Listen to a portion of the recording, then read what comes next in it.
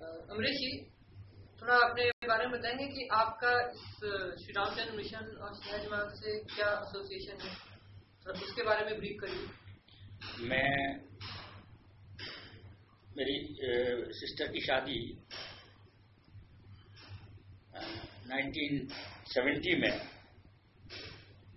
Mister Umesh Chandra Saxena से हुई, और जब शादी के समय बाबूजी आए थे,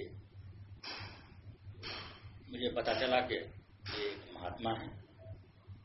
मेरे फादर जानते थे, तो शादी के समय ही से कुछ इच्छा थी कि मैं जानूं इनके बारे में, और मैं जॉब में था कानपुर में उस समय।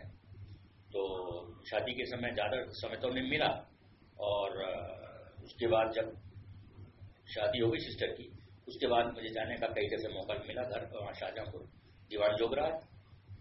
वहाँ पर जब मैंने देखा कि वहाँ लोग आते थे, क्या है कैसे है, तो जिस एक बसंत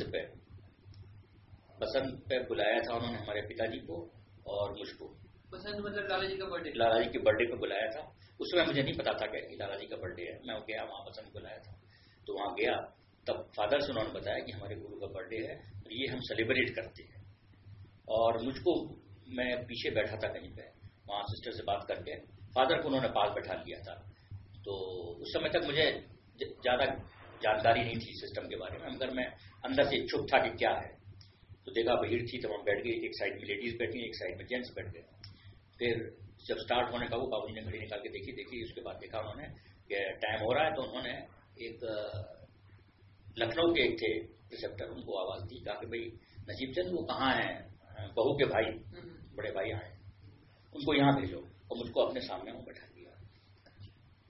वहाँ जब बैठा लिया तो उसके बाद उन्होंने इधर चारों तरफ देखा, और आँख बंद करने से पहले बोले स्टार्ट, आँख बंद कर ली।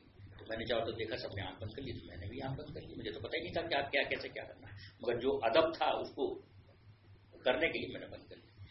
फिर मुझे नहीं पता कि क्या हुआ, मेरा अपना बैठा ही रहा वैसे ही, और बाद में आँख खोलने की भी इच्छा नहीं हुई। फिर उसके बाद ये कब की बात है? ये सन